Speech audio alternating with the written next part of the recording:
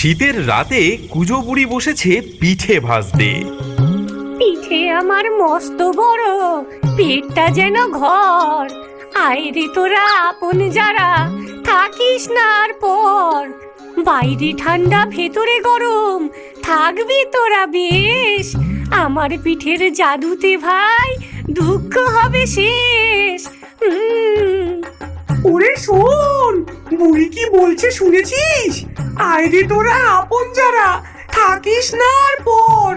পিঠে আমার মস্ত বড়, পেটটা যেন ঘর।